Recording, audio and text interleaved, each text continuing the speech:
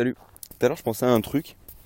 En fait, on a tous des gens dans nos vies, des amis, de la famille, qui, euh, qui sont des proches à nous parce que ils nous apportent du bonheur, c'est-à-dire qu'ils sont peut-être drôles, ils nous font rire, mais ils nous apportent pas vraiment au niveau.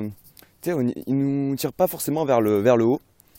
Et je me posais la question de est-ce qu'il faut réellement les supprimer de notre vie? Parce qu'on entend souvent dans les vidéos de développement personnel qu'il faut se faire vraiment un entourage de mecs bouillants et seulement des gens qui vont nous tirer vers le haut et supprimer tous les autres. Mais je pense qu'il y a un peu une limite avec ça et, euh, et je considère qu'il faut pas forcément supprimer complètement des gens de notre vie à partir du moment où ils nous apportent quelque chose de positif. Je m'explique. Je trouve que c'est un peu inhumain de supprimer vraiment les gens de notre vie. Même en leur expliquant, je trouve que c'est un peu inhumain.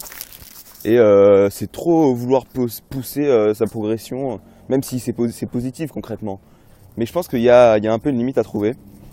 Et mon point de vue, c'est que au lieu de les supprimer, il faut les noyer dans une masse d'autres personnes qui vont te tirer vers le haut. En gros, je pense qu'il faudrait essayer de prendre contact, de devenir ami avec des gens qui te ressemblent, des gens qui sont même plus élevés au niveau tu sais, lancement de projet, au niveau d'éther en développement personnel. Et ces personnes qui vont venir plus te tirer vers le haut. Après, c'est pas pour dire que les autres personnes qui vont pas te tirer vers le haut, elles vont venir te tirer vers le bas. C'est parce que je te dis, mais bon, elles vont plus te faire stagner dans la situation que tu as déjà, te faire stagner dans la situation que tu as déjà tout simplement, au lieu de te tirer vers le haut. Et voilà, c'est un peu ce que je pensais aujourd'hui. Et j'avais juste envie de te partager ça. Alors on m'a dit qu'il fallait que j'arrête de faire des trucs trop longs et que j'essaie un peu de réduire et de faire un peu plus de montage comme j'ai fait sur la dernière vidéo. Donc je vais voir si je peux faire ça sur celle-ci.